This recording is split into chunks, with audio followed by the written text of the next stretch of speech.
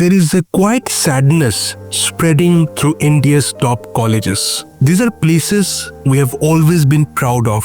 Our best and brightest study here. Every year, lakhs of students work endlessly to get in. For many families, especially in small towns and villages, getting into an IIT isn't just a student's success, it's a dream come true for the whole family. But what happens when that dream slowly turns into silent pain? Over the past few years, student suicides in IITs have been rising. Bright young minds, many of them in their early 20s, have taken their own lives. These are not isolated incidents anymore. In just 7 months of 2025, IIT Kharagpur alone reported 4 student suicides. One of them, Ritam Mandal, was just 21, a fourth-year mechanical engineering student found hanging in his hostel room. No farewell note, no outburst, just another boy who came with hope and left in silence. Before him, Muhammad Asif Kamar and Aniket Walkar also took the same tragic step. What's really happening in these campuses that are supposed to nurture talent and build futures? The answer sadly lies in a mix of unbearable academic pressure, loneliness, fear of failure, and a culture that often discourages speaking up about mental struggles. The environment, although filled with brilliance, can be unforgiving. There is competition but very little compassion. There are lectures and deadlines but not enough conversations. There are expectations but not much emotional safety. Many students who enter these top institutions come with the weight of not just their own dreams, but the dreams of their families as well. They are the pride of their schools, the hope of their parents, and often the first in their family to walk the path of elite education. But once inside, they are thrown into a world where everyone around them was also the best back home. Suddenly, scoring 7 out of 10 feels like failure. Suddenly, it's not enough to just pass, you must shine. And if you struggle, you often suffer silently because asking for help is seen as weakness. This silence is dangerous. It builds up pressure inside a sealed container and sometimes it explodes. Some institutions have started taking small steps. IIT Bombay has peer support programs. IIT Madras offers a course on mental well-being. IIT Delhi has started awareness drives. But are these steps enough? What other concrete steps should be taken?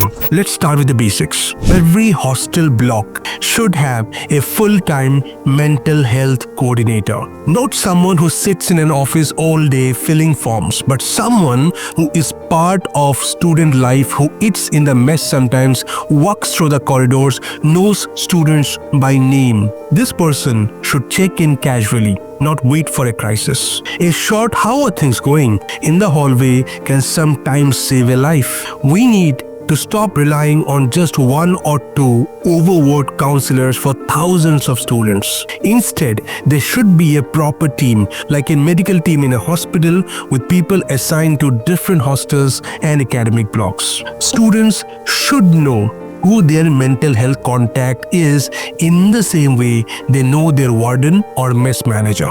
Because if we can spend crores on fancy labs, tech parks and fountains, we can surely spend a little more on protecting the people inside those buildings. Next, we must make therapy feel normal. Something you do to stay well, not something you turn to only when you're falling apart. Imagine if, just like routine health checkups, every student had one quiet session with a counselor each month.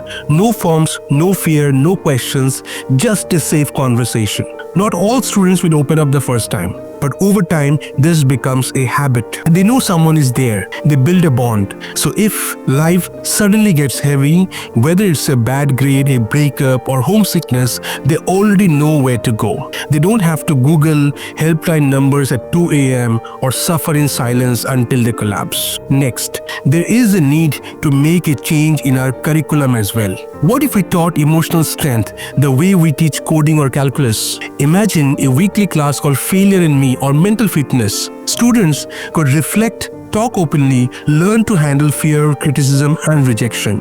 Guest speakers, people who have faced and overcome tough life situations, could come in. Students could journal, do mindfulness exercises, practice empathy, learn how to talk to someone in distress. If you can teach how to build machines, you can also teach how to protect the mind running that machine. Now, let's talk about families. Parents often don't realize the pressure they unintentionally pass on. Many students live with one terrifying thought: what if I fail? What will my parents say? This fear eats them from inside.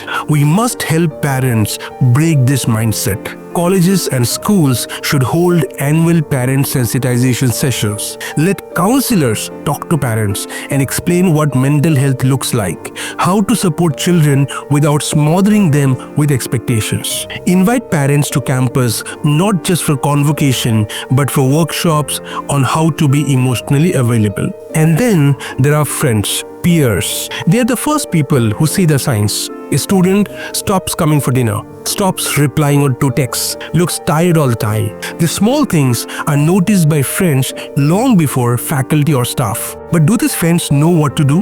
Campuses should set up a simple anonymous well-being alert system where any student can quietly flag if a friend seems distressed. No big explanation, just a gentle nudge. From there, a trained counselor or hostel coordinator can check in casually. Faculty members must also join the circle of care. Teachers are not just deliverers of content. Their words carry weight. One cruel comment about being lazy or not good enough can scar a student. One kind word can save a student who's barely holding on. Faculty should be trained formally to understand emotional cues. They should know what to do if a student suddenly starts missing class or scoring poorly. You see, this is not about making life easier. This is about making life livable. Because we are losing our brightest minds. And what's worse is, we often realize it only when a room goes quiet forever. A campus should be more than just a place to study. It should be a place where students find friendships, discover passions, and build themselves. It should be a place where it's okay to fall as long as someone is there to help you stand back up. No student should feel that they are only as valuable as their grades. No parent should receive that heartbreaking call from the institute, and no campus should go silent again because another heartbeat was lost in the noise. Because in the end, no rank, no job, no gold medal is more important than a heartbeat. And if that heartbeat stops, we all lose.